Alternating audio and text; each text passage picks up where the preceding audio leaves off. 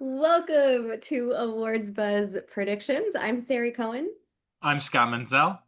And I'm Abe Friedtanzer. All right. Well, this is exciting. Today we're jumping into everybody's favorite limited series. This is a category that is now technically limited or anthology series. In the past, it's been the same, with TV movie occasionally. TV movie is now its own category, but has very recently received no nominations for any of those films outside of that category. So we don't talk as much about that, which is a shame because there is still some good stuff. But let's look back very briefly at some recent history of this category. Last year, the big winner was Baby Reindeer, competing against Fargo Season 5, Lessons in Chemistry, Ripley, and True Detective Night Country. It's worth noting that Fargo and True Detective were previous nominees that were also not nominated for some of the interim seasons. And so these very well received most recent installments were welcomed back. The big potential return this year is the now Monsters Netflix anthology series. I am a true believer that Dahmer, the first installment, would have won for sure, if not for certain delays in the ceremony where Beef really got the edge there. But the Eric and Lyle Menendez story is definitely a good contender this year. Black Mirror is an interesting one because in the past it was nominated and won three times in a row for Best TV Movie. And there's been a rule change, one of some interesting rule changes, but this one specifically where it cannot be nominated anymore as a TV movie because it is a continuing thing. Last year, when that rule change was already in effect, it was nominated for writing for the episode Joan is Awful with Annie Murphy, which was quite a head trip, but it wasn't nominated for Best Limited or Anthology Series, so that's worth noting. So that's the only history we really have to go off of for this category because anthology just, existing anthology series continuing are not that much this year. So, Scott, what are we thinking in terms of some new blood? Any up and comers that could contend here? I want to first point out something that I'm actually surprised that you missed out on. Uh, White Lotus is not competing in this category this year. It was not last time either. It was nominated for drama last time. So that to me, I felt like was ancient history, but it is an important thing because I honestly would probably call it a comedy series. So it really could jump around from every, category to everyone. But yes, it did win the first year and then was reassigned, similar to Downton Abbey, which did the same thing.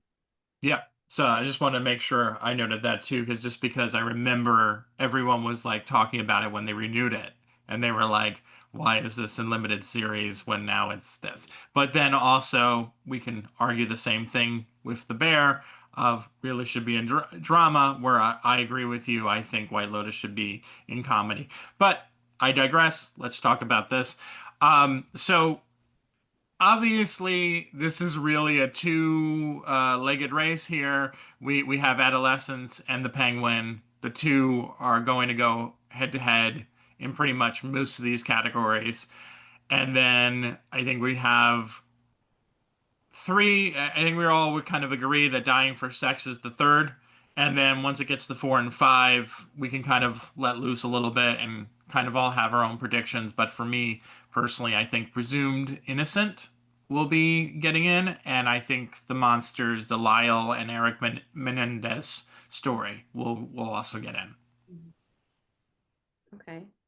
I would definitely agree with the three: Adolescence, the Penguin, Dying for Sex. People love all three of them. I hear those championed a lot. I think Disclaimer is gonna outperform Monsters. And 1,000% I back Black Mirror. I think that is one of the best shows on television. I think it gets better every season. This season they have really strong in different categories. They have really strong episodes, writings, performances that I think are like top tier television. And I think it would be I would like to, I mean, I think they're going to get nominated. We'll just say that. Winners, that's a different Zoom. But for nominations, my bet is Black Mirror. It's a tricky one, I think, too, because in the past, if actors would be guest actors because they were one episode, and it was in because I think there was one year where Andrew Scott was nominated when it was considered. I guess I don't really know exactly how that worked because I think it was still competing as a limited or something. So it's tricky that way because you wouldn't really call the star of one episode a lead actor in a limited series. They'd be a lead actor in a TV movie. So, but I do think Black Mirror is popular, but it not getting in last year gives me some pause. Similarly to Scott's presumed innocent point, the fact that it didn't get nominated for a Golden Globe for Best Drama Series, while hardly critical, just shows that, Jake was popular, but the show overall maybe wasn't as much. I'm also not sure why I'm doubting Dying for Sex. I really liked it a lot, and Michelle did win an Emmy, and Fosse Verdon did very well a couple of years ago. I don't know what it is about that. There are also a lot of other contenders I want to throw out there. I don't know how well they'll do. FX's other big horses Say Nothing, which is very Irish, very specific, but also very acclaimed. I don't know if it feels too, specific. There's also something like Fight Night, The $1 Million Heist, La Machina, Good American Family, Long Bright River, The Better Sister, and Sirens all have some fantastic actresses at the top of them. I'm not sure that any of them got the stellar reviews they needed to be able to crack this category, but there's certainly recognizable faces in those that like people have watched those, especially Sirens with it hitting so late. Like that's one of the and The Better Sister. Those are like the last shows of the season to premiere, and so there's always that recency possibility. American Primeval is another one. Peter Berg, Friday Night Lights was so beloved, and Betty Gilpin. There's some good stuff there. Dope Thief I liked a lot. That's another great choice. But I'm just Apple has 700 shows that are eligible. I just don't know how they could possibly pick what they wanted to do. And the other one, which I don't know why it's not such a big contender, I really hoped it would be Apple Cider Vinegar. I thought that was a fantastic show. We did see a huge overperformance by Inventing Anna, which got a Best Limited Series nomination that I don't think anybody really expected because not that it wasn't well received, but people didn't take it as seriously. And Apple Cider Vinegar is very good. Caitlin Dever is having an excellent year. We have a great interview with her up, but she just has also not had a great Emmy history with, not being nominated for Unbelievable, which is unbelievable because that was incredible. And the fact that she and Merritt Weaver didn't get nominated is inexcusable. Um, but that leads me to doubt that Apple Cider Vinegar, I feel like even though it is substantially different from Inventing Anna, some people might say, isn't this just the same thing, a different story? So I might ultimately go back to some combination of what the two of you are saying with your predicted nominees, but I think there are so many contenders in the mix that we do have to consider. There could be, I feel like Apple Cider Vinegar could be the surprise that there was going to be one, or maybe Say Nothing. I don't know. I I think, think, oh, sorry, go ahead, sir. oh, no, go ahead. I was just gonna say apple cider vinegar. I just feel like the only thing, I mean, Caitlyn has been getting so much buzz and push like this year, and I think whenever I hear that show, that's the only person who I get any sort of like talk about. Like, that's the only person who gets brought up with that, and I think that's a problem because when you're trying to look at an overall show, I don't think people are talking so much about the show itself. They're talking about the performance. And I think that's kind of what we have seen a lot throughout this year and this category in particular when it comes to acting versus the series. People with Penguin, right, are like, oh, Kristen needs to be nominated or Colin needs to be nominated or need to win. It's not so much like, oh my God, I love the Penguin as an overall show. It's kind of those little points. Or did you see this one episode where where they really dived into Kristen's story? Like that one should get nominated for writing or directing. That's really what I've been hearing a lot more of than in recent years, where like I feel like the show as a whole was the one that was actually being talked about. These are we It's been a weird year where people are just talking about elements of each of these shows and not the shows as a whole. Yeah. I think actually in this category, although there's certain things that seem like a lock, I think there's some really quality content. Like I Yeah. really liked Interior Chinatown. I thought if you want to talk about a show as a whole, I thought that was a really solid show. Each of the performances were good, but that certainly felt more of like an ensemble uh, effort for me for that show. But there's really, I mean, even just looking, Good American Family, I think they came out really hard with that. And that kind of seemed like early on that might be an obvious lock, but as time goes on, I think other things have outperformed it. It's lost its steam. And yeah, there's just a lot of really good competition. The quality Dying for Sex, like again, that's another one people love. I think, the nominations, it's going to be interesting to see who's going to be able to pull it out of the nominations because I do think there are some really strong performers in this category. Right. I Yeah, I real I quick, wanted just to. Abe, I want to go to your point of what you were saying about like Dope Thief, for example, right? Ryan Tyree Henry. You know, I think we would most of us would agree that there's very much a world where he gets nominated, but the show doesn't. Yeah. And I think this is something that we're going to see more of is we're going to kind of see the one nomination for a show instead of the show itself. All I would say to that is that more and more, especially with increasingly visible shows, is very often it's hard to find a show with a single acting nomination. It's much more common. I think Griselda was one of the only ones last year. Sofia Vergara for Best Actress. Feud got 4 acting nominations, but no Best Series nomination. And otherwise, almost all the nominees were contained. Lily Gladstone is the other big one for Under the Bridge, who's a standalone. But very often now we're seeing shows that are just eating up all of the nominations. Um, to the apple cider vinegar point, I did double check. I was pretty sure Inventing Anna was nominated only for limited series, actress, and casting. And it was the year that Julia Garner won her final Emmy for Ozark. So Mm, similar to Caitlin this year, who's on a much more popular show that is critically well received, despite whatever issues we're talking about with that show now, a likely contender to win an Emmy for that show. There's a tension on her could work on a Netflix limited series. So I see a lot of parallels. However, not enough for me to predict a nomination. I am interested. I think it could happen. Based on what we were talking about, I think we all probably agree on 3 or 4 of these nominees. I would say for me personally, my order would be Adolescence, The Penguin, Disclaimer, Dying for Sex, Monsters. mm. Um, I would have Adolescence, The Penguin, Dying for Sex, Presumed Innocence, and Monsters.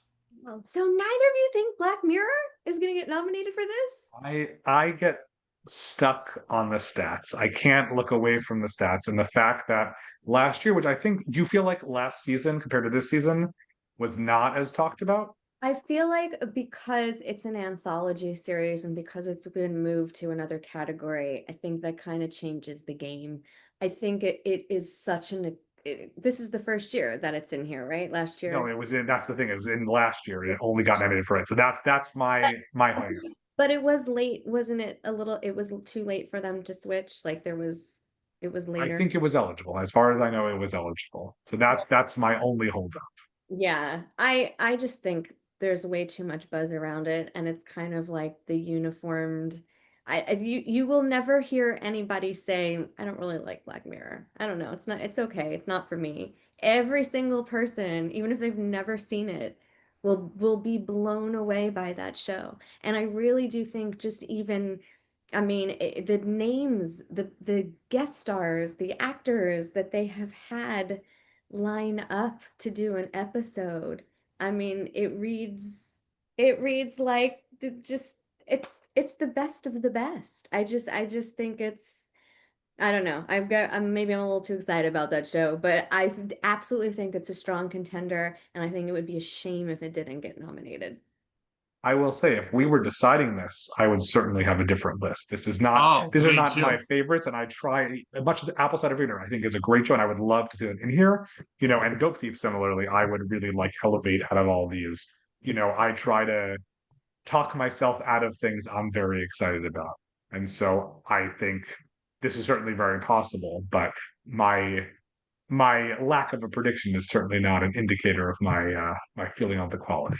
Even based on like exit polls, I'll say for me, I mean, I was at the FYC event. The people that I'm talking to about like their favorite series, everybody jumps to Black Mirror. I hear a lot of adolescents. I hear a lot of Dying for Sex. People will talk about Colin Farrell and the Penguin, and Black Mirror. People love. Disclaimer: I don't hear a whole lot of people talking about. I know it's acclaimed and like it's a good show and it deserves a nomination. Same thing with Monsters. There's been a lot of buzz on that for several different reasons. But if you are talking to people who are voting, who are at these events, this is the feedback that I get from them. So who's to say? I mean, the stats are, which pony are you going to bet on? Yeah, and I What's mean, it's your important to realize too when you go to the FYC events. I did the math on this the other day. Um, because you go into a room and you sort of see like, oh my God, this room's so crowded, it's so full. And then you realize that there's 26,000 Television Academy members, 26,000. And you look at 600 people and it's like less than 1% or 2% of the voters are in that room. So essentially, you have no idea what's really going to hit and what's not. And that's something that at first, because I'm like, oh, this is definitely going to be a thing. Because I mean, take Beast Games, for example. I know this is a different category. That FYC event was nuts. Every seat was full. I never sat in the top row of the Television Academy Theater. And in that one, I had to sit in the top row because there was no seats anywhere else. But that doesn't really guarantee that's going to get nominated. So I think it's I've learned this is a little bit different. Like Emmys is such a different game than Oscars because you can very much know what's going to get nominated with an Oscar because there's such a limited amount of to choose from. Here, it's like every category has 20 plus titles, and you're sort of like everyone has their own different favorites. So it's really hard. But I will say that to Abe's point, when it comes to what people really like, that's where it gets kind of boring because I think people don't think outside of the box. I think I was really thinking about what you said, Abe, about how people just for the nominated show, it's just like this actor, this actor, this actor, right? And I mean, is there any plea that we can do to the Emmys to just start doing cast ensembles? Please. Like, there is no reason why half of the supporting actress category in drama should be White Lotus people. We just need a cast ensemble. Like that's what we need because well, let's be the honest, it weirdest doesn't thing work. is Yeah. yeah, as we've discussed in our SAG Award stuff, that sometimes the SAG Awards they nominate for ensemble Key and Peele, the two Yeah. of them, or The Last of Us, the two of them, and so it's like that is not a great use of a cast, but they're a great cast. So there's a lot of that, and the same that we've talked about, like The Pit has all these amazing supporting players. Can Yes. any of them get nominated with that thing? But we are getting very off track here for our Sorry, but limited yes, I, I series. I do that. That's my goal Good in these conversation, but conversations. Sari, give us your five in order.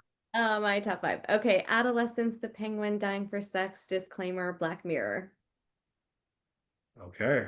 Well, I think there's going to be a surprise here. We'll see what it is. But I think we can all agree that Adolescence is going to win this unless something. I don't know. There's no unless. I think Adolescence has won this, which is great. Congratulations. Like Baby Reindeer last year, there's a show. It's British. It's very acclaimed, and it's going to win. So thank you, everyone, for being with us today. I'm Abe Friedtanzer. I'm Sari Cohen. And I'm Scott Menzel.